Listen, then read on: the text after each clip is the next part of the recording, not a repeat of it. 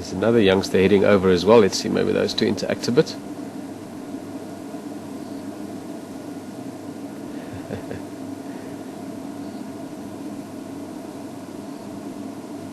Deciding he's going to try and hunt one of his cousins. They could even be from the same litter, they're about the same size. So one of the other things with lions breeding is they normally try and, I'm not sure if it's necessarily a conscious decision, but it's relatively, or in the same time frame relative to each other. So within a few months you might have 2 or 3 or 4 females having offspring. Quite a few benefits to that. One is that different females are lactating at the same time. They do allosuckling, so it means if one female gets injured or is missing for a few days, then the other females could actually give milk or give food to those youngsters. Sorry to interrupt, just look at one little cub just cruising around here by himself. A little bit more curious about the world. I thought he was going to head over to the car. Deciding not to go too far from the group. Even lions step in thorns. So there's a benefit in raising the youngsters. And also you don't want to spread it out too far, because inevitably after a few years new males will take over the pride. So if you could have a whole batch of different litters or a whole batch of cubs all successfully make it soon after new males join a pride, then there's a good chance that they'll make it to 2 years old or so, which is about the age they need to get to survive. And then sort of social benefits or secondary benefits is just that you've got lots of little playmates, lots of other little lions to play around with and mess around with. Just want to give Solly an update quickly. Afternoon, Solly, how are you? Fantastic, Umfo. I'm just seeing the Zingala and those small Mampimpans for the first time.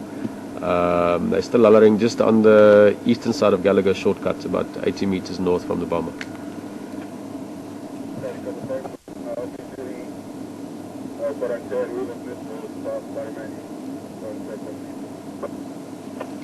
Okay, because you're going to come to the Ngala, it's just myself and Aubrey. I can make space for everything.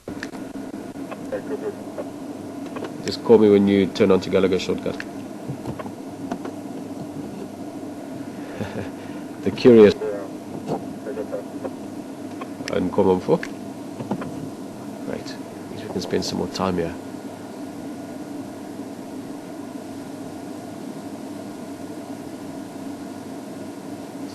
Go a little bit. We should be all right.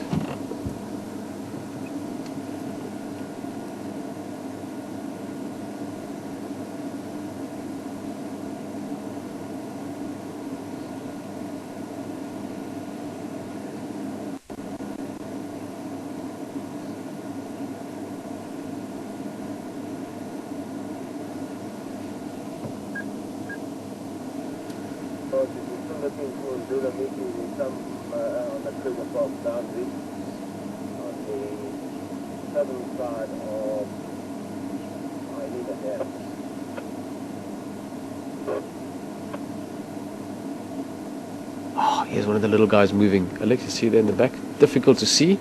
Hopefully we can get a bit of a look at it. One of those small cubs.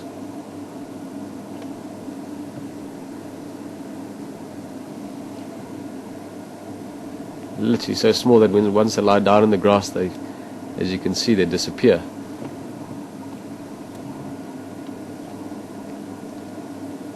A couple of these younger lions now getting a little bit restless.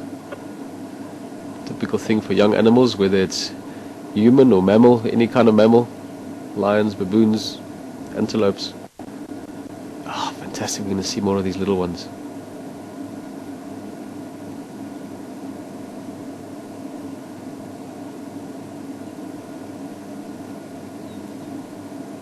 Even at this age already they'll be playing a bit. We'll see the other one, hopefully you're going to pounce on it just now.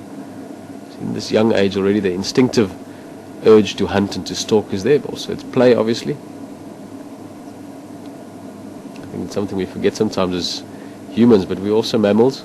A lot of children's playing is often things that we'll need as we grow into adulthood, so it's just a good way to practice your coordination, improve your coordination, get your muscles stronger, also learn and perfect certain techniques you'll need when you're older.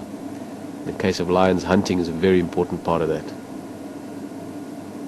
Yeah, there we go. Little pounce. Not quite ready to catch a buffalo yet, but certainly good enough to play with your brother or sister.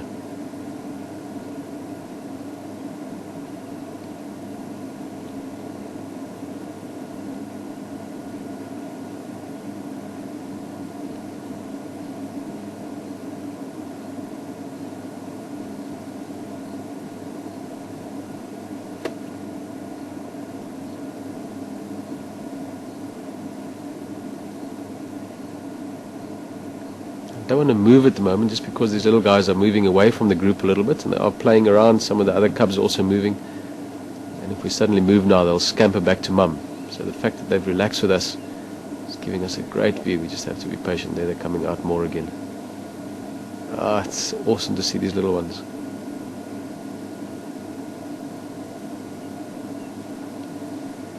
You can imagine they're the youngest of all the litters. So already their playmates are typically anything from a month or so to a few months older than them, so they're going to grow up tough and strong very quickly.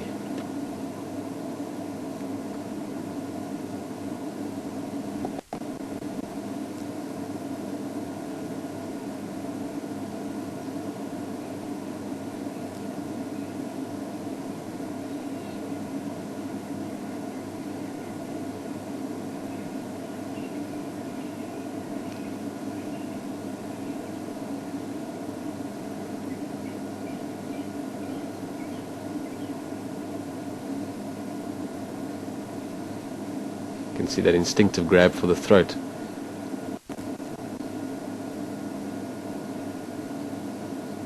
It's the most effective way of catching prey. A lot of people tend to think that lions are, just sort of instantly kill the prey.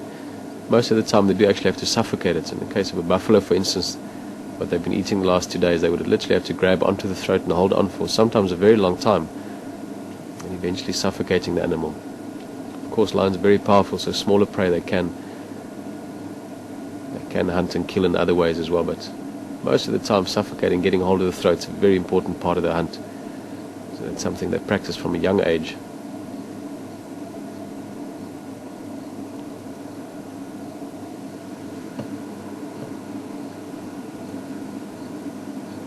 Difficult to look or to decide where to look. More heads popping up now. These two little ones, hopefully we can have a look at them. They're just practicing on each other at the moment until one gets bored and he'll walk off.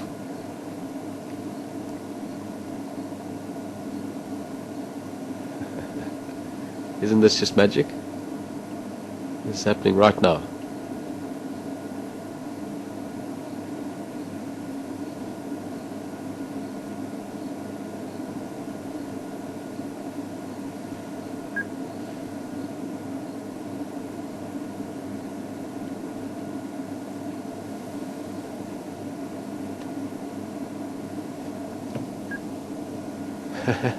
Yo, that one getting a little bit aggressive there, giving that big paw slap. It's more practice for fights down the line if they have to maybe tangle with other lions at some stage, or another predator that wants to steal food.